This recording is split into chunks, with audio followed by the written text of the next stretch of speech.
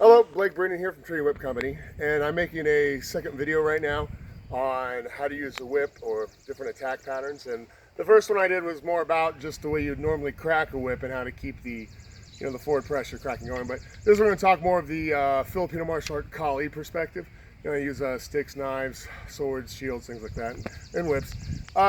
This is the more common thing you see when you see people talk about fighting whips. A lot of time is the Filipino whip fighting with this. But with this, first of all, just to show this, once again, we're using a 4'8" plat, whip right here with a 10-inch steel handle. I think on my earlier video, I actually called it a piece of spring steel, and then later I corrected it with a nail spike. This is a 10-inch nail spike. Tell me, you see the picture pretty good right there? Yeah.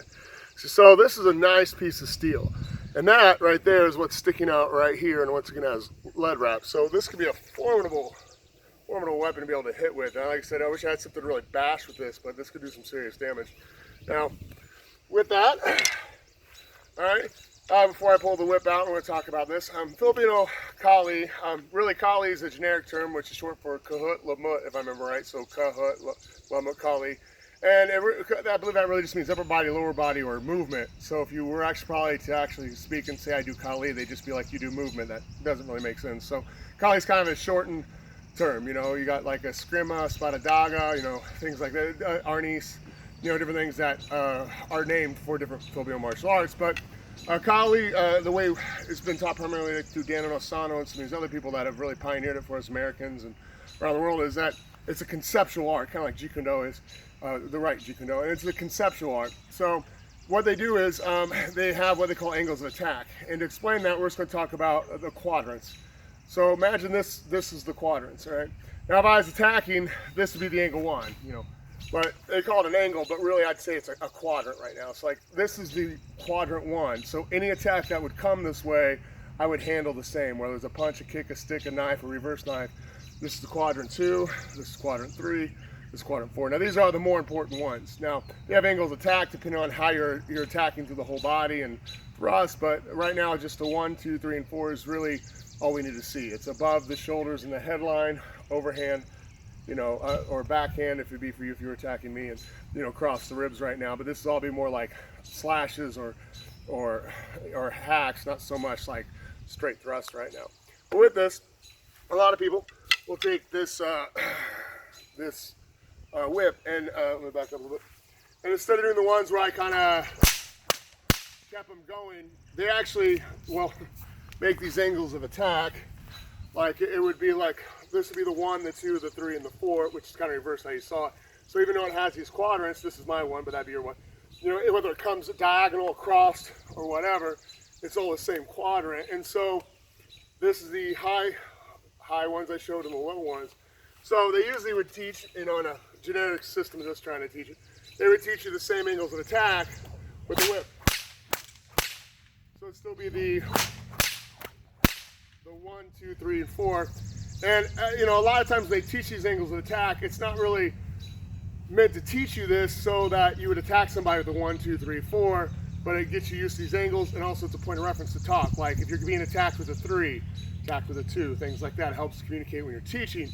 So on a very base level, you would learn a 1, 2, 3, 4, and you can learn to do the different angles that you might need to do. You can't really thrust with this though, and that's okay. I mean, you can do that if you want, but a lot of it would be overkill considering you may never really use the whip, or in a fight, and it would, even if you did use a weapon in a fight, odds are the 1, 2, and the 1 and 2 and the 3 and the 4 quadrants are the ones that'll really be it. Because if you had a knife and you have another guy coming at you with a knife, you wouldn't just drop down and try to cut his leg. It'd be more of a high fight because it's more lethal. And so with this, these 4 quadrants are good. It's good to do them in order, but the problem with that is you need to be able to have a constant forward pressure. So the first video I think is a lot more beneficial when you guys learn to change the angles a little bit. I mean, you can add these other angles and come in different ways from varying the horizontal plane that you're hitting on, or the angle a little bit, which is good. But being able to constantly keep it going back and forth and variate it, just like with sticks.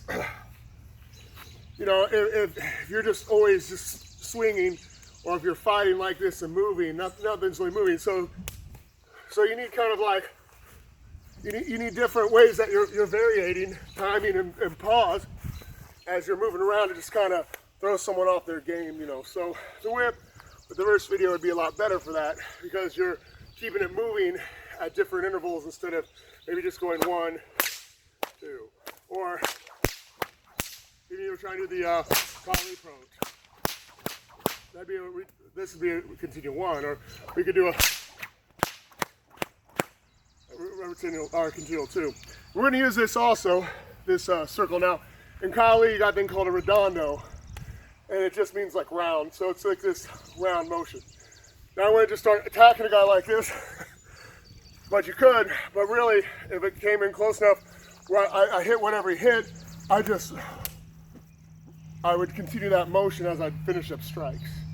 So this whip, which we'll get into too, we start reading everything, kind of keep that round motion going, and you know, we'll do that. But with this whip, at least when I make these falls for these whips, they're really strong and they'll bite.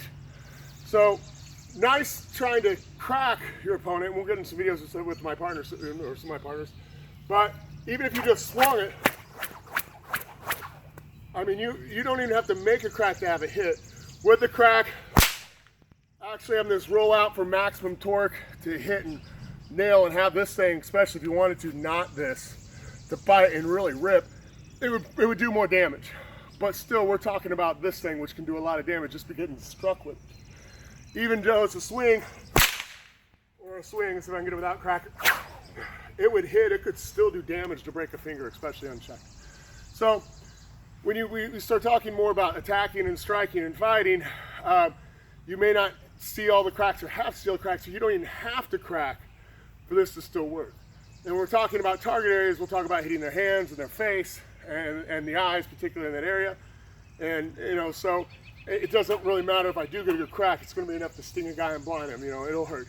Now, before I go, just a little discretionary. Now, I don't endorse people whip fighting or getting in whip fights. You know, this is just talking about how would I use this to protect myself and how to understand it better. I don't really think you guys should start arming yourselves with protection whips. This handle's a little long for a carry, even if I wanted to. You know, you can get smaller handles and other stuff, but I just thought this would help with a lot more of the other demonstrations. So we're kind of using a longer handle. You could use a pocket snake whip with a lot of lead. You could maybe use a 4-inch steel like my Jones Jr., oh not my Jones Jr., my pocket Indy. So there's still a little lead in there, but it would still be able to coil up better. But don't go out whipping people. Whips were not created to actually whip animals or people. And you know, it's a common misconception in the non-whip world that that's what it is, because there's a huge S&M whip world where they endorse that. And I don't endorse that community, you know, or that act, you know, using it for this reasons. But with this, when whips are really supposed to use to help herd animals, not hit animals. So if you're herding cows and one breaks away, you'd go after it. If you needed to go right, you'd crack it left, and because it can swim farther than you, because you're near it, it'll scare it to go right, and you would herd it back into the herd. You're not supposed to actually hit an animal. But like anything in this world, any physical object, this is just earth, this is rock, this is got no will of its own. It's the spirit behind the person that uses that is the problem. Now, I love whip cracking in the sport. You know, I love the costume. I love, you know, having fun, snuffing candles, different things like that. I don't go out wanting to actually whip a person. You know, I love doing targetings, using an assistant for some really daring targeting, which is really fun to do when you get good at it. But like I said, we're not trying to hurt anyone. We don't want to hit anyone. And I'm not trying to endorse out these videos. This is more of a education on if you had to use something, how could you use it? But again, parental discretion involved. Kids that are watching this, don't look to carry a whip to school. Don't use a whip against your friends. Don't think this should be your first form of defense. Nike, Reebok, Adidas, wonderful forms of defense if your pride will allow it, which it should. Talking about it. I mean, there's other ways to get out of these things. You know, no, I'm sorry, I didn't mean to get, you know, I didn't mean to bump into you, or hey, bro, I didn't mean to get in that car wreck with you. I'm sorry, man. You know, please forgive me. You know, just try to de-escalate the situation. You know, only engage if you have to, and by then you probably won't have this anyways. And don't start carrying this or trying to find this because you think, yeah, this is my new open carry policy, all right? So God bless you all. This is Blake Green from Trinity Whip Company. I hope this gives a little more insight, some of the things we're going to do. Might have another video on just how to use a whip, but until then, we'll be having more videos in the next week where we actually start dealing with partners in hitting targets in interactive movement and other situations we get a little more close. God bless and have a wonderful day.